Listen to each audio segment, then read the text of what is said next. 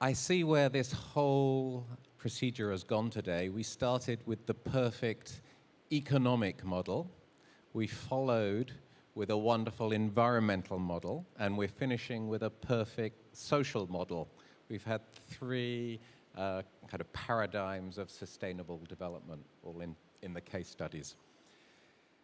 Each one is perfect in its way, but the super community I think that we were alluding to first is a group of all of them. It's that ability for a rural community to have diversity and an economic future all of its own. It's to be in balance and harmony with the environment which in it sits and how it farms and produces its agriculture. And then it has the spirit whereby the residents take pride in their heritage, in their culture, are stakeholders in its development, and are able to invest in that future. If you can combine all those three together, I think we have the perfect village. But you were talking about that being a rural community, and I know this town, and I know the other 300 towns in Shunda. And to me, they're urban communities.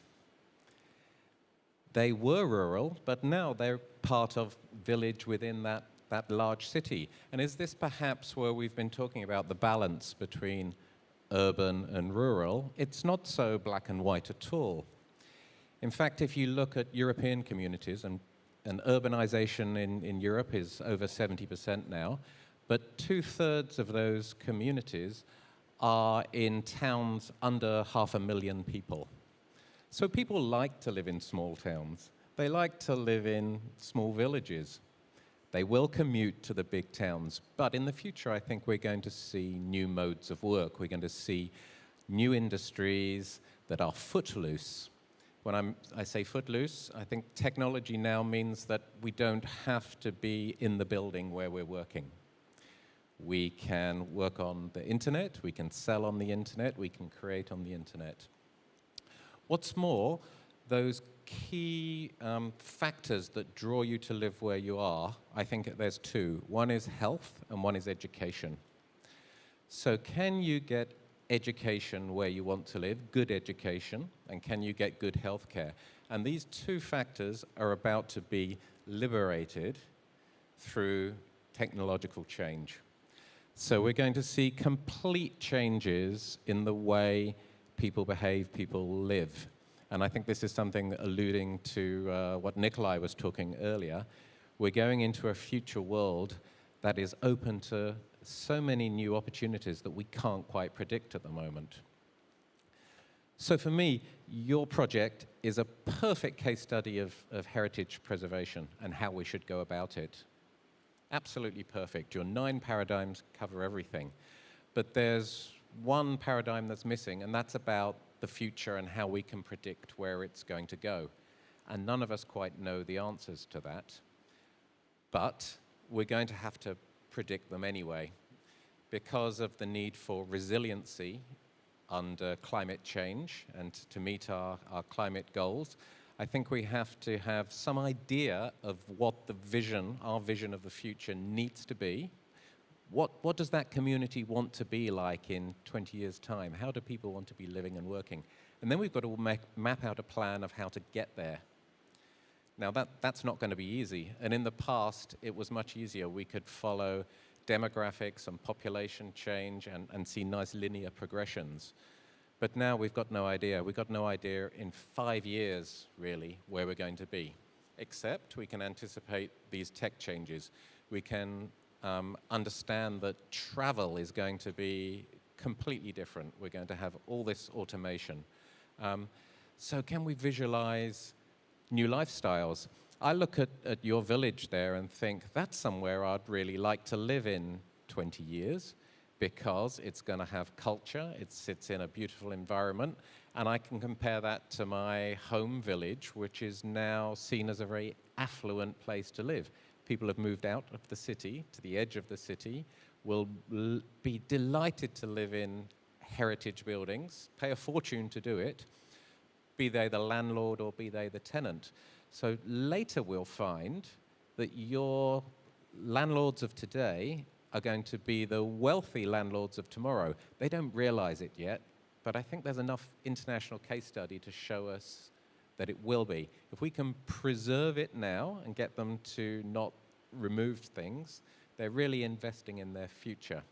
So this is very exciting. And last week I went to listen to Jack Ma.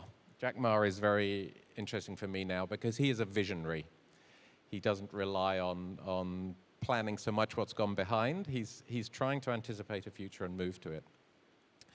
And his belief is, quite simply, that we have to be flexible, completely flexible, and adaptable. And if we can give our children these skills to adapt, they're going to be resilient in the future and have whatever's thrown at them.